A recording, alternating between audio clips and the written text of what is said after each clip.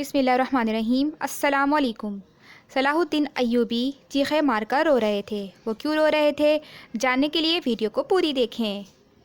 Salahuddin Ayyubi की एक बार एक बुज़ुर्ग से मुलाकात हुई। उस वक्त बैतुल मुक़द्दस पर ईसाइयों का कब्ज़ा था। सलाहुद्दीन अय्यूबी बहुत परेशान थे। उन बुज़ुर्ग ने पूछा कि क्यों परेशान हो, तो वो कहने लगे कि पता चला है कि दुश्मन के 2 बहरी बेड़े असला लेकर आ रहे हैं। मुसलमान पहले ही कमज़ोर हैं, अगर 2 बहरी बेड़े और आ गए तो मसला बन जाएगा।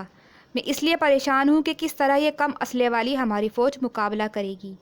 तो वो बुज़ुर्ग कहने लगे कि बेटा तू इस तरह करना कि आज रात तू भी दुआ करना और मैं भी दुआ करूँगा। सलाहुद्दीन अय्यूबी दुखी थे, तकलीफ़ थी, सर रखा सजदे में तो तड़प गए। वो बुज़ुर्ग कहते हैं कि जब मैं रात मस्जिद आया तो सलाहुद्दीन अय्यूबी चीखे मार कर रो रहे थे और कह रहे थे कि मालिक, मैं कोई अपनी शान के लिए तो नहीं लड़ रहा, या अल्लाह मैं कोई कब्ज़ों के लिए तो नहीं लड़ रहा, मालिक मैं तेरे लिए लड़ रहा हूँ, मुझे बेआबरू ना करना, मेरी मदद फरमाना। वो बुज़ुर्ग कहते हैं कि मैं मस्जिद दुआ करने आया था, पर जब मैंने सलाहुद्दीन अय्यूबी को रोते देखा तो मैं वापस लौट गया। फिर जब सवेरे सलाहुद्दीन अय्यूबी मिले तो बहुत खुश थे।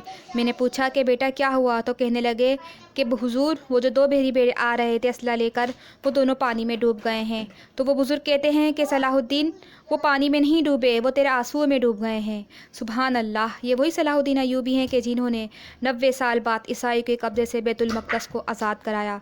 16 हमले करे पर हिम्मत नहीं हारी और 17वें हमले में अल्लाह ने आपको कामयाबी अता की। आज उसी बैतुल मक़दस के हालात क्या हैं आप सब और हम जानते हैं। हमारी आप सब से गुजारिश है कि फ़लस्तीन में रहने वाले मुसलमानों बहनों भाइयों बच्चों के लिए दुआ करें, उनको अपनी दुआओं में याद रखें कि अल्लाह उनकी गैबी मदद फरमाए, उनकी हिफाजत फरमाए और वहाँ लड़ने वालों को भी कामयाबी अता फरमाए। आमीन।